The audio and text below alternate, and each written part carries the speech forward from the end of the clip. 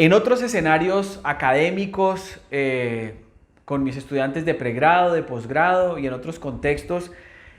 yo he realizado, digamos, una crítica al centralismo,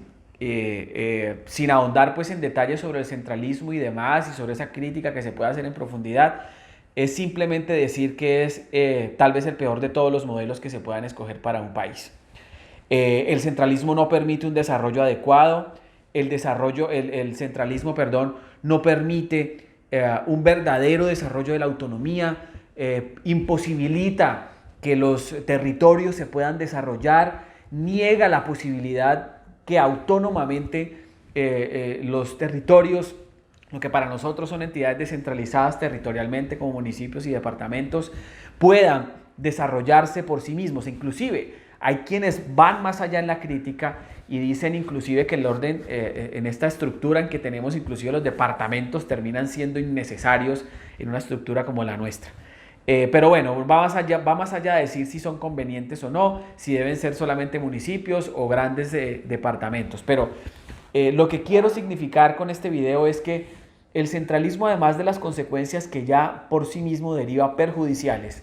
ese exceso de centralismo, ese creer y considerar que el Estado solo se desarrolla desde una capital, desde el centro, prácticamente en nuestro caso desde Bogotá, y que solo el gobierno nacional es el perfecto conocedor de cómo se tiene que adelantar el desarrollo de un país, es un gran problema. Es lo que lleva a que muchos países como el nuestro fracasen, se queden en el subdesarrollo, no permitan que territorios que pudiesen ser prósperos no lo sean. Y en esta situación de la COVID-19 sí que se connotó y se resaltó los perjuicios que trae el centralismo. Vimos cómo en medios de comunicación entraba en controversias alcaldes, gobernadores con el presidente de la República, alcaldes que no sabían qué hacer, alcaldes y gobernadores que durante horas o durante días se quedaban maniatados porque no sabían cómo actuar, porque no se había expedido una norma, porque sus recursos, porque los dineros, el grueso de los dineros está en el centro y entonces a la hora de querer actuar, intervenir, no lo podían hacer hasta que papá centro no mandara el dinero, hasta que no hicieran la transferencia correspondiente, hasta que desde el centro no se tomaran las decisiones adecuadas. Creo que esta situación se hubiese podido adoptar de una mejor manera si hubiésemos tenido un modelo de Estado diferente. Si, por ejemplo, estuviésemos bajo el federalismo que permitiese que ya no departamentos, sino estados, nos pudiésemos haber apersonado de una manera más autónoma y más independiente de la situación, de la pandemia, de las consecuencias derivadas del virus de la COVID-19. ¿Por qué? Porque vimos en medios de comunicación, y así hoy ya se refleja con las medidas que se han adoptado, cómo hubo municipalidades que se afectaron más que otras. Quienes vivimos en las ciudades capitales, quienes vivimos en las ciudades que podríamos decir son más grandes en nuestro país Colombia, como Medellín, como Santiago de Cali, como Bogotá, como Barranquilla, etcétera, donde se resultaron las más importantes afectaciones, muy seguramente porque en estas ciudades pues hay aeropuertos internacionales, muy seguramente porque el grueso de la sociedad nos ubicamos en estas ciudades principales. En consecuencia, las medidas adoptadas en estos territorios tenían que ser necesariamente distintas, necesariamente diferentes a las que se adoptaban en otras municipalidades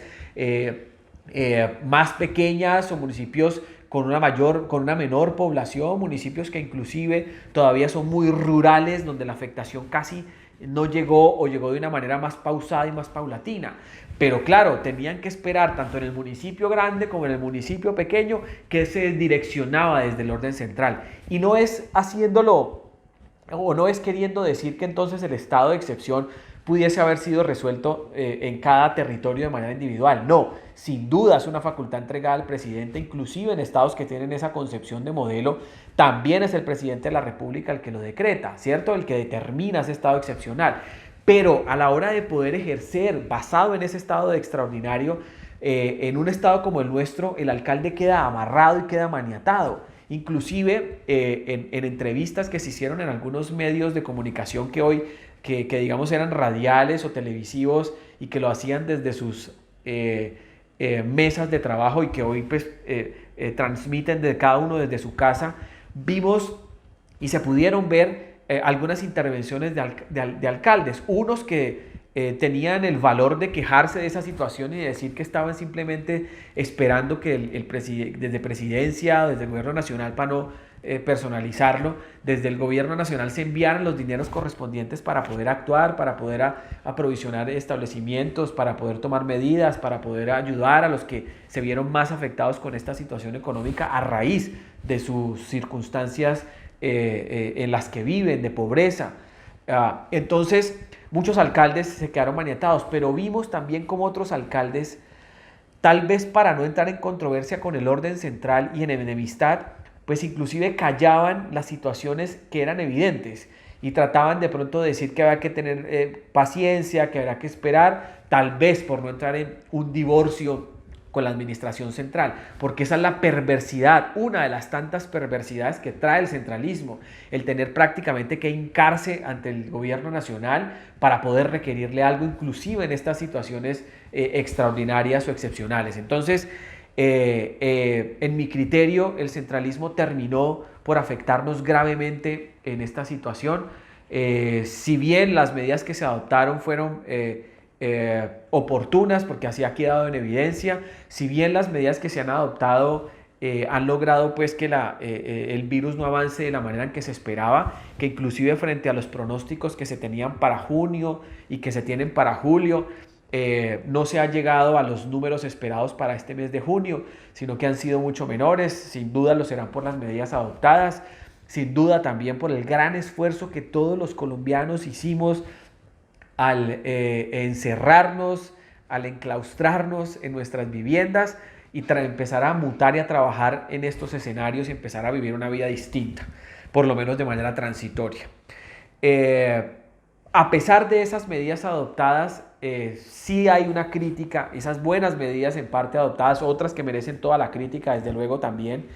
pero no obstante ello, lo que hay que mencionar es que este centralismo no permitió que muchos territorios que podían haber actuado inclusive mejor, como nos pasó a nosotros en Santiago de Cali, que fuimos unos de los que durante mucho tiempo de la existencia de la enfermedad lideró los números de contagiados,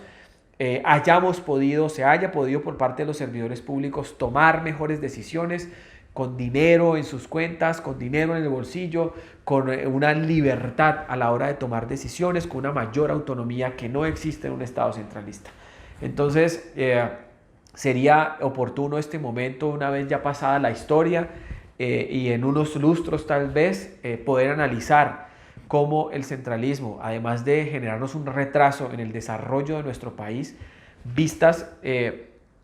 con todas las demás circunstancias que generan que en nuestro país apenas estemos en una vía de desarrollo, también hay que tener claro y también hay que reconocer que el centralismo ha sido un gran causante de lo que nos ha pasado y que entonces nos sirva esta situación de ejemplo para que en lugar de reducir la autonomía que predica el artículo 1 de la Constitución Política, terminemos por ampliarla, cosa que no pasa en la vida real. Yo en clases, por ejemplo, preciso en esas situaciones y demuestro cómo eso que parece ser una autonomía administrativa enorme en el artículo 1 de la Constitución y en algunas disposiciones legales en principio, artículo tras artículo se va cerrando y va siendo cada vez más estrecha y volvemos a un centralismo muy fuerte, como el que tenemos nosotros en Colombia, que termina por perturbar la posibilidad de ejecutar mejor la administración pública.